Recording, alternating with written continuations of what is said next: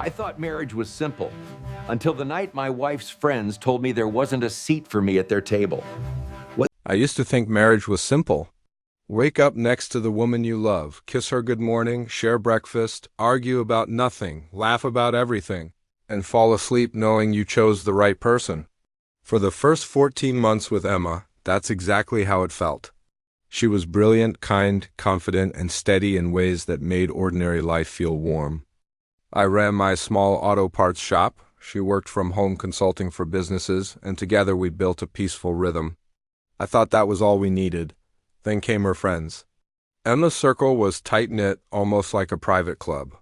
They'd been together since school, bonded by history and 1,000 inside jokes I would never fully understand. I never minded that everyone needs their own space.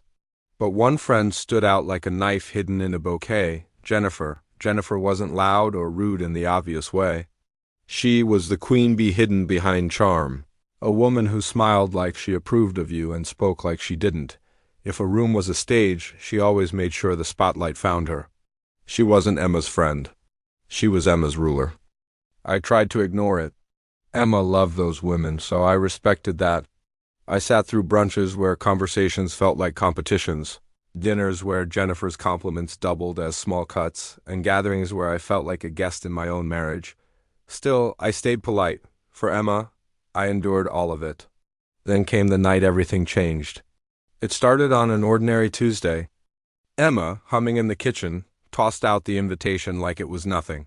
Dinner at an upscale French restaurant with her friend group. "Jennifer insisted you come," she added. That was the first warning.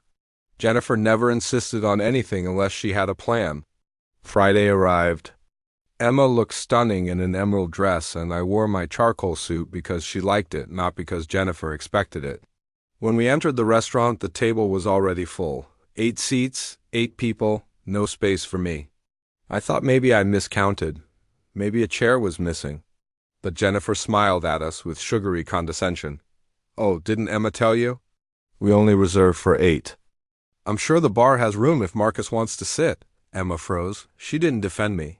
She didn't speak at all. Just stood there, embarrassed, torn between me and the woman who controlled her world. So I stepped back quietly, said, "I'll figure it out," and walked to the bar like a man choosing dignity over conflict. From that stool, watching them eat and laugh without me, something hardened in me. Not anger clarity. This wasn't about a missing chair. This was Jennifer reminding Emma who held the crown. And Emma, out of fear of losing her friends, had let it happen. When I returned to the table later, Jennifer pretended innocence. "Such a shame we couldn't squeeze you in," she said, smiling like it was a joke. "It is funny," I replied calmly. 8 seats. 10 people. Impossible math? I said goodnight to Emma, but didn't stay long enough for anyone to respond. That night, walking alone beneath the streetlights, I made a decision. I wasn't fighting with Emma, I was fighting for her. When she finally came home, she apologized, but the pain in her voice didn't erase the fact that she let Jennifer humiliate me. I wasn't cruel. I wasn't loud. I just told her the truth. "I'm your husband. I needed you tonight. You left me alone in a room full of people who don't even care about you the way I do." That landed exactly where it needed to. Still, Jennifer wasn't done. People like her never are.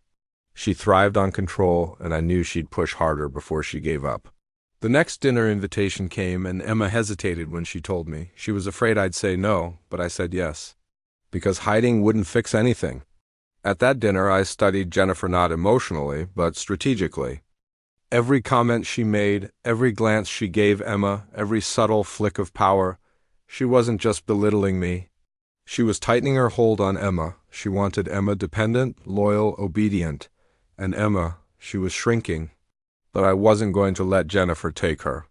The turning point came at the Italian restaurant Jennifer booked weeks later, a grand event in a private room. Except when we arrived, every seat was taken again. This time even more deliberately. Not a single space, not even enough room for a chair. Jennifer beamed like she'd rehearsed that moment. "Oh dear," she said, "looks like we miscounted again. The bar's open if Marcus wants to wait."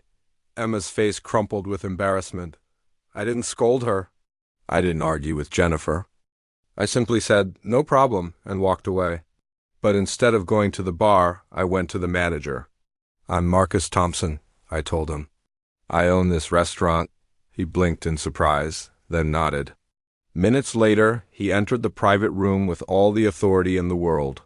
"I'm sorry," he said to Jennifer's group, "but this room is reserved for Mr. Thompson and his guests.